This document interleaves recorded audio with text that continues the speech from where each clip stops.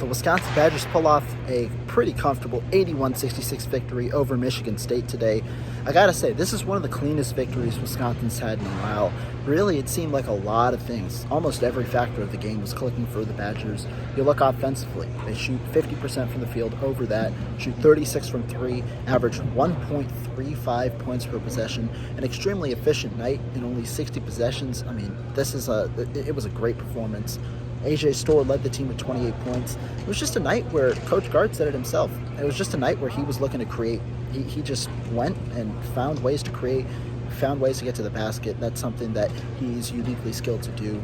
Elsewhere, I think one of the things that I have to point out is the bench. Wisconsin outscored Michigan State 22-4 when it came to bench points. Connor Recegian had a pair of three-pointers and then a nice jumper. Nolan Winter had a pair of three-pointers. John Blackwell had 5 of his own. And then Carter Gilmore had 3 points, a free throw, and then another bucket. Those points are extremely important. If you go back to the first half, it's 28-24. The Badgers end up, when their bench kind of enters in, and then just 3 minutes later, it's 39-30 because of an 11-0 or 11-6 run by the Badgers bench. When you have a bench unit that Wisconsin has, where you're comfortable enough, playing those guys for extended minutes, getting your guys a break, it's significant. The depth on this team is much more. You can clearly see the impact compared to last year, and I think that that's something that Coach Gard looked to do in the offseason and that he successfully accomplished. The depth, like I said, you can't count that out ever, and I think that they showed up for sure today.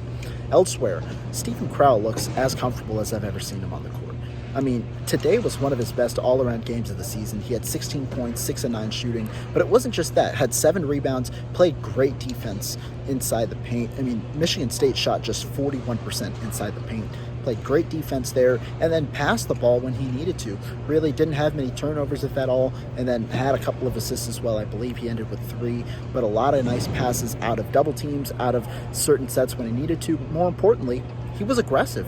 When he had those one-on-one opportunities, he went and he looked to take his shots, a lot of high-quality shots, and that's something Wisconsin needs. If you're working inside to out, you're going to need that inside presence. Stephen Crowell presented that, and then, that's another part of how the Badgers were able to be so efficient on the day.